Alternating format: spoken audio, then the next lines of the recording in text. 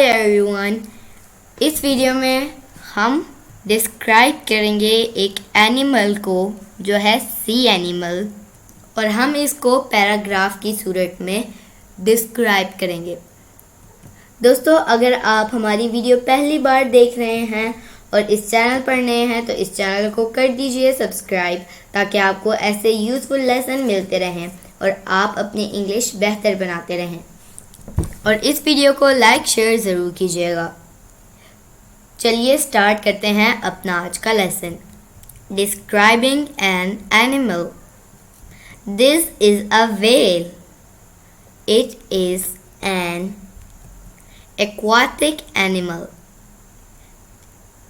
It has a round and big body.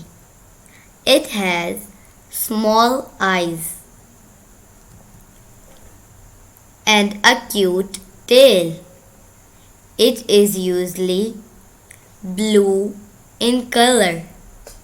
Its body is soft and shiny.